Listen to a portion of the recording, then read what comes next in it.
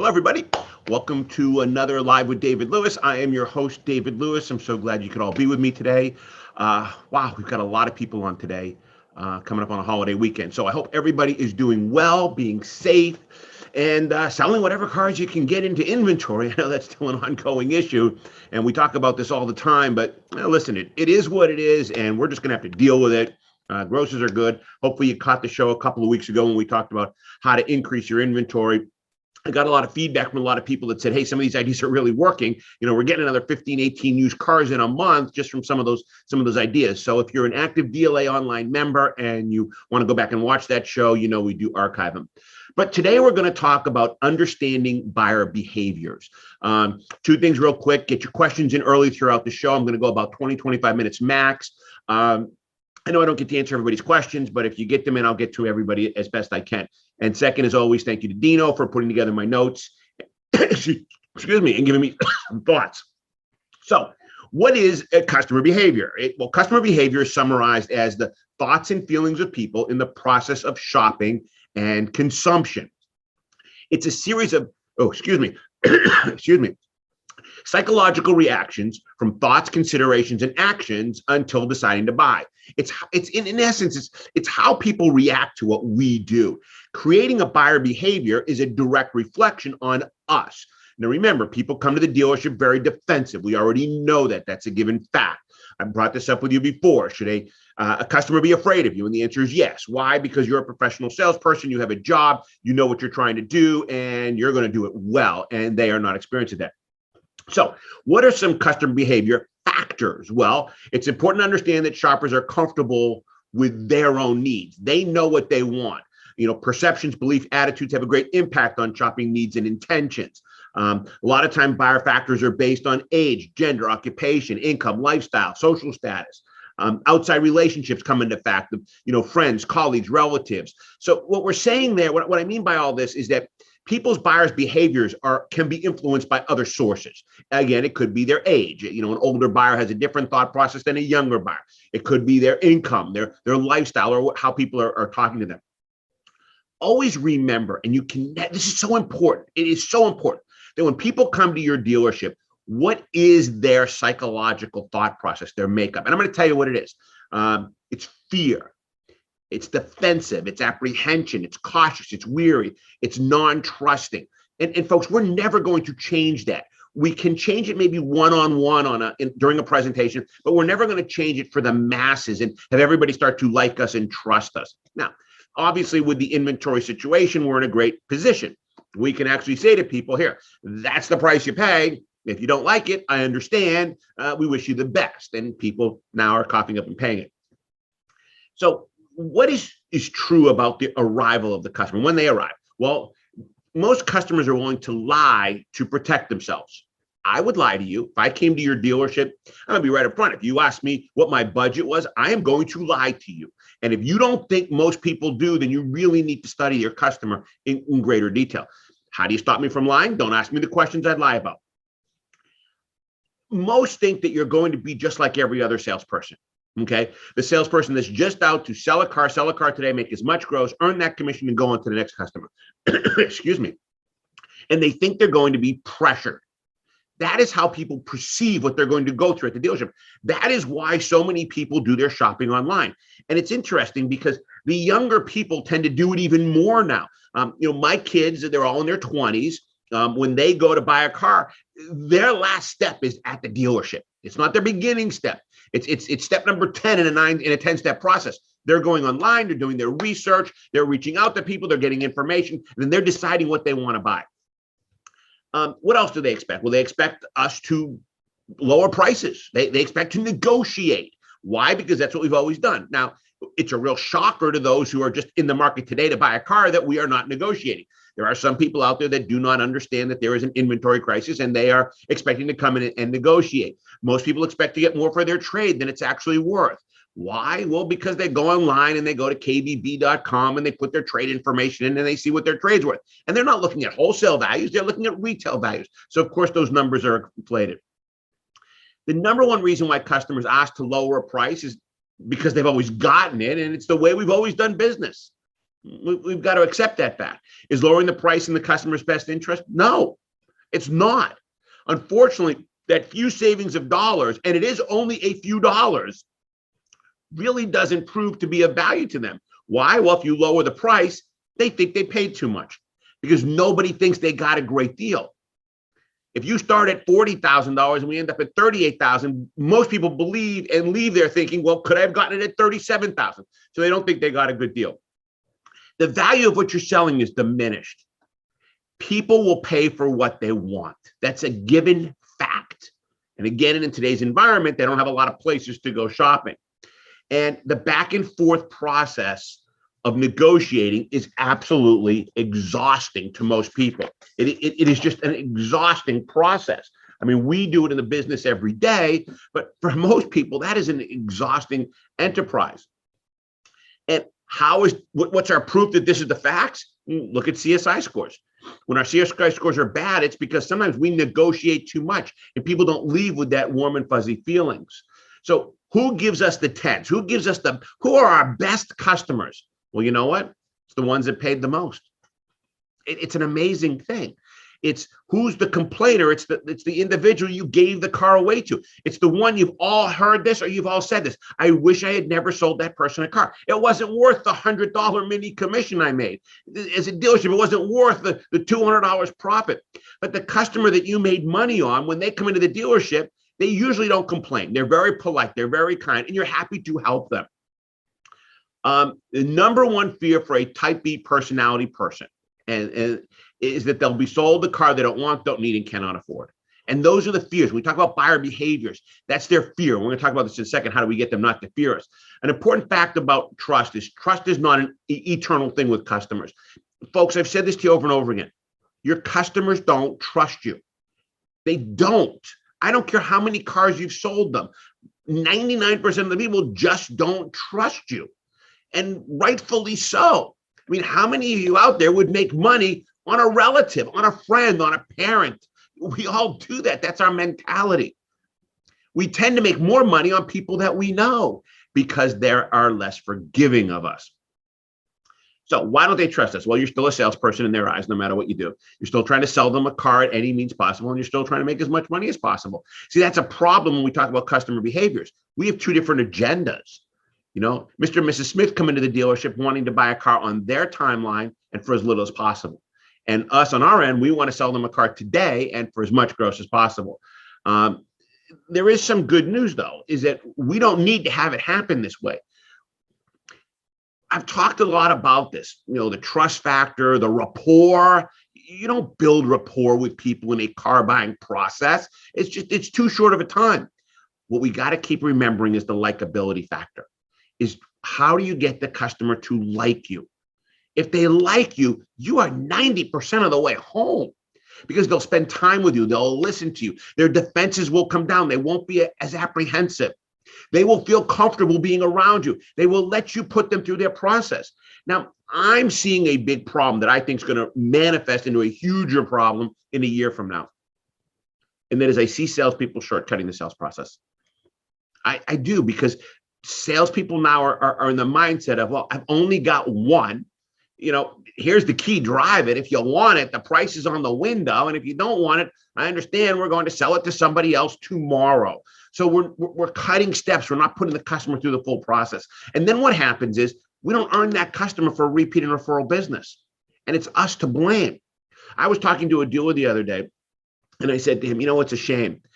He is a 25-year sales veteran in this dealership that still sells 12 cars a month. And the problem is that nobody taught that individual the value of a customer, of staying in touch with a customer. We've talked about this so many times. You know, I buy cars, my kids buy cars, we have company cars. I never have heard from any of these salespeople, never once. There's no reason for me to go back to buy another car from them. I just start my process over again. And the thing is this, all that salesperson had to do was every 6 months, reach out to me by text. Look, some will call, some will text, some will email. For me, text, just a quick text. Mr. Lewis, hope everything's doing well. Just calling to remind you the car's due for the next oil change and tire rotation. Hey, thank you very much. I'm glad you reminded me. I'll schedule it. That's all I needed to keep that person in the forefront of my mind for a period of time. We don't establish rapport. We call it likability. We talk about rapport. Rapport is defined as a harmonious relationship between two people. Rapport is not the same as commonalities. Rapport takes so much time to establish. What do we create? We create likability. Is likability better than rapport? Of course it is. How do you create that likability with a customer that is so fearful of you? Well, it's all in your presentation and demonstration. It's how you talk to them. It's how you greet them. It's how you meet them. If you don't ask me threatening questions, I won't get defensive. If you're nice and kind, it's like I always used to love the customer. I sold more cars to customers who said to me right off the bat, "You're the first place we've been to," or "I just want to let you know we're not buying a car today." Because what they were doing was they were exposing their cards to me. They opened up their hands and they said, "Look, here's where we are. We're scared to death of you, David." And then my verbiage would relieve all that fear. I'd say, "Great, not a problem. Actually, Mr. and Mrs. Customer, that takes all the pressure off me. I'd love to spend some time with you. Let me show you all the cars we have. If something catches your eye, let me get some keys. We'll sit in them. We'll drive them if you want. And then before you leave, please allow me to give you all the information to take home to think about and consider." So were you leaning today more towards a newer used car? And I could see the tension come out of people's body. And some people would say, "So you're not going to sell me a car today?" "No, you just told me you're not buying a car today. Let's go look at some cars. We'll have some fun and I'll give you what you need to go home." And I relaxed them. Now, am I going to try to sell them a car today? Of course I am. But I can't sell anybody a car until they relax. And I can't get them in the presentation until they become non-defensive. And all that is all about releasing those features. So keep something in mind. You can like someone you've never met. We like movie stars, actors, TV personalities. You can like someone you don't even trust. I might not trust you, but I still like you. I like your personality. I like the way you handle me, deal with me. I do have a salesperson over at my local Lexus dealership that I've known for a long time. I do buy all my cars from him. He does, I would, on a scale of 1 to 10, 10 being the best, he's about a 4 on his follow-up, but 4 is better than everybody else because I get nothing from anybody else. And I do like him, and he's a nice guy. Do I trust him? I still check up on his numbers. I still want to make sure I'm getting a good deal. I don't just lay down for everything. Likability is stronger than rapport. So what do customers hate? We did some surveys a while ago and a list of things that customers hate. Customers hate being pressured. And ironically, that's what our sales process is designed to do. Okay, they hate being lied to. And yet sometimes we do lie to them. They hate being misled. Some of these dealerships that advertise misleading things. Okay, they don't like being talked down to. They don't like being ignored. They don't like when they're not taken seriously. They don't like confusion or disorder. They don't like unpreparedness on the part of a salesperson, disorganization, a condescending tone where someone talks down to them. I always tell the story about my son. When my kids were little, I thought I'd bribe them to get good grades in school. I said, "You guys get good grades in school, I'll buy you new cars when you turn 16. See, I'm not very smart, and I just thought that they weren't going to be very smart. But they are very intelligent. I learned later on in life that the smart gene skips generations. So my kids were very, very smart. And at 16, they all wanted to buy cars. Well, when my son turned 16, he was the youngest. I was real busy. I was traveling. I said, "Look, honey, just go find what you want. Just find what you like. Keep it within this price range." Well, nobody at the dealership wanted to give him the time of day. And you see, those salespeople didn't understand. My kid wasn't buying a car. He was picking out the car. And you know what car I was going to buy for my son? Whatever he wanted, as long as it fell within that price range. All a salesperson had to do was give him the time of day. I'll tell you another funny story. I think I've told this about a year ago to you guys. I love this story. Back in the 80s, I was a general manager of a dealership. And we had a lot attendant that worked for us, and his name was Peter Merrill. And Peter Merrill was kind of slow. He wasn't working on all 8 cylinders, but we loved him. He was ours, and he had some quirks about it. He was our lot attendant. And one day this vehicle came in. It was the only one we were getting. It was about $25,000-$30,000. And Peter made about $4 an hour back then. And he walked into my office and he said he wanted to buy it. And I shrugged him off. I didn't think he could afford it. I said, "That's ridiculous. You can't afford this. I mean, you walk to work and you bring a lunchbox with you when you're 30 years old." And he kept bugging me. And finally I snapped out a price. I said, "Here, I think I want $1,000 over invoice just to get him off my hair." And he came in with a check. And I'm like, "This check can't be any good." And I called the bank, and the check was good. It was a good check. It was cashable. And I was shocked that he had this kind of money. But you see, I misjudged him. was mad, made me so mad is that I left gross on the table. I could have sold him this car for full list and he would have bought it. I would have sold that car full list for anybody because it was the only one we had. I even thought about going back to him and saying I made a mistake and it's $3,000 more. He probably would have written me out the check for $3,000. But I decided that wasn't a good idea. I made a mistake. I lived up to my mistake. Because if I did it with him, I'd do it with somebody else. And I didn't think that was the right thing to do and the right way to have a career. Don't misjudge people at all. Okay. People hate when we're condescending. We don't listen. You know what they really hate? This is right here. When we talk too much. Stop talking. If you want to understand customers' behavior, stop talking. They will tell you everything you want to know if you just stop talking.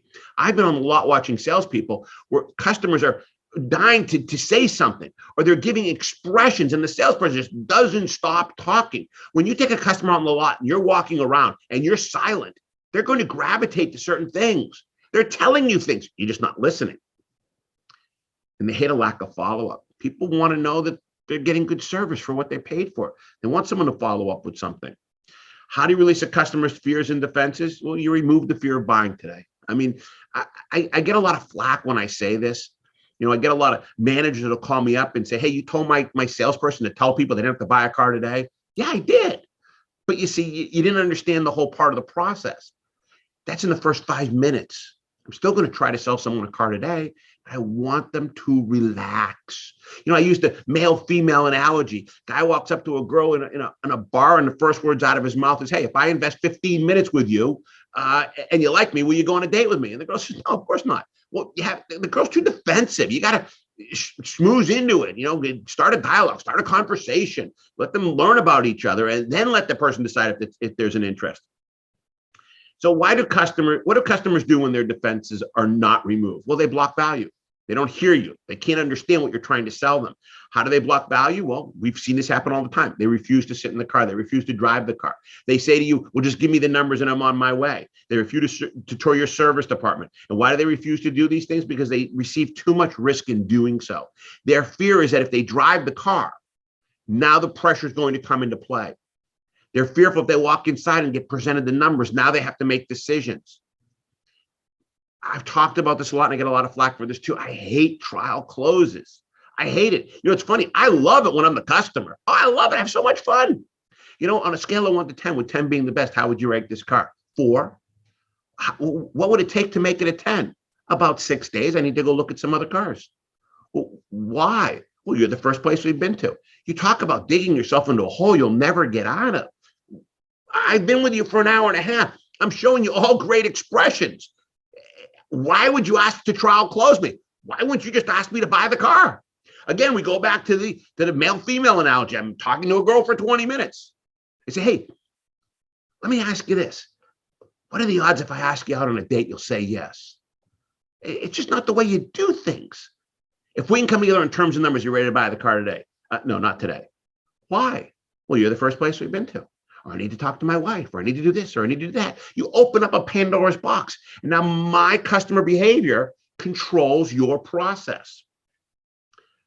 So why are they refusing to do these things? I told you too much risk in doing so. What is the risks? So why do customers lie? I'm wrapping up here. Why do customers lie? Well, they lie to protect themselves. They lie to get a better deal. And it's a societal instinct. It's what they do. I mean, I think that, you know, I'll bet you if you asked 100 25-year-old adults, would you ever lie to a car salesperson? Everyone would say yes. They'd all say yes. So last thing, how do you prevent the customer from lying? Don't ask them questions. Never ask them a question they could lie about. Never ask a question that will make them defensive. They won't lie to you. There's nothing in your sales process that I need to know that you should ever be able to lie to me about. When I walk onto your lot and you do your meet and greet, you should only be asking me 2 questions. Am I looking for a new or used car? Nobody's going to lie about that. Doesn't make sense. And number 2, a coupe, sedan, a minivan, utility vehicle, truck. And if they say, I don't know, say, great, let's look at them all. If they say a truck, say, great, let's go look at the trucks. And then walk them out there and start showing them stuff. They'll gravitate to the window stickers. They'll send you signs of what they like and what they can afford. Don't ask questions, because here's what's going to happen. If I lie to you, you're going to show me cars I don't like. And then I'm going to tell you at the end I want to go home and think about it. And now you've lost because you failed to understand the customer's behavioral patterns. So let me go to some of these questions they're popping in here, then we'll wrap up. Mark says, I'm finding more and more that customer loyalty has all but disappeared. It seems all customer wants is the lowest price. Of course they want the lowest price. Who wouldn't? If there's no value, I just want the cheapest price. Ask your customer, ask people in your neighborhood, go to who would pay $100 more to buy from someone they wanted to do business with? And I'll bet you 99% of the people would say that. Who'd pay $300 more to do business with someone you want to do business with? And I bet it would be 97%. All right, I think this name is Chantel. What do you think is the biggest turn off customers have towards salespeople? Pressure. It's your pressure. Everything revolves around pressure. Your sales process is pressure. Your negotiations process is pressure. Your trial closing. I mean, this ABCs of selling, my God, always be closing. Who wants to go to look at something and always be closed? It's not fun. It's not enjoyable. I want to get out of there as fast as possible. All right, conference room. Do you believe CSI is a true measurement of customer satisfaction, or is CSI about giving the manufacturers and dealers a justification to reduce? I don't understand. Okay. Do I think it's a true measurement of satisfaction? No. Because I'll tell you why. I personally believe that only the people that are unhappy mostly fill out CSI cards. And the reason being is I think they want something for nothing. And I learned this many, many, many years ago. Back in the 80s, I was running a Chevrolet dealership. And Chevrolet would pay for a full tank of gas. And we would, when the car got delivered on every new Chevy. So we would do a full tank of gas. And then we'd get our surveys back and it said that, only 40% said they got their full tank of gas.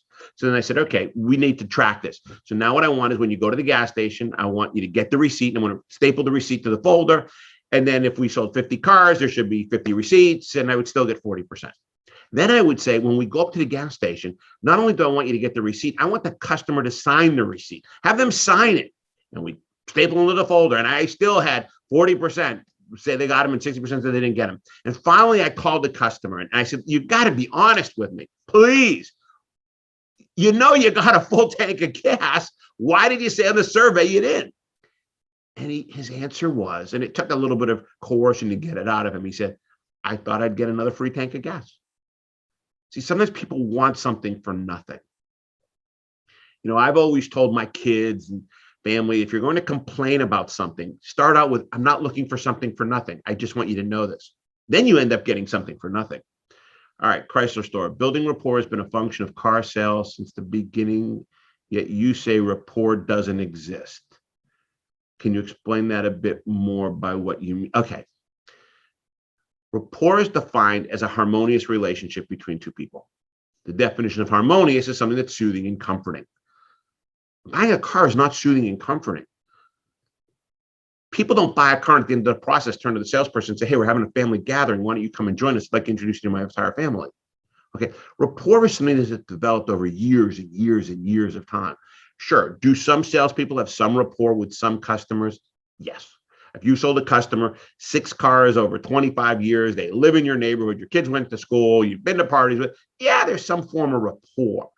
But for most, there's no rapport. You can't build rapport in 2 hours. It's humanly possible. But you can get people to like you. Think about this. It might take 30 minutes for them to get to like you, but it takes only a minute to not like you. That's why it's so important in the beginning of your sales process that you don't come across with any type of pressure. Don't have them lie to you. Don't make them feel uncomfortable. Because once they don't like you, it's going to take you longer to turn that around. Matt, I think this came in real beginning. He says, how do I stop a buyer from lying? Well, Matt, don't ask them questions they'd lie about. I'm not going to lie to you when you ask me if I want a new or used car. If I came in looking for a new car, why would I tell you used? And when you ask me coupe, sedan, minivan, utility vehicle, truck, if I wanted a truck, why would I tell you a coupe? Those things don't make sense. What am I going to lie to you about? I'm going to lie to you if you ask me my budget. I'm going to lie to you if you ask me what my timeline is. I'm going to lie to you if you ask me if somebody else is involved in the buying decision. I'm going to lie to you if you ask me what I think my trade's worth. I'm going to lie to you if you ask me if I've been to other dealerships. I'm going to lie to you if you ask me what prices I've gotten in other dealerships or what other dealerships will give me for my trade. I'm gonna lie to all you, all those things. Those are liable questions, and I will lie to you without a blink of an eye and have no problem doing so. So there's a bunch more here. I'm going to have to just reply to all you guys by emails.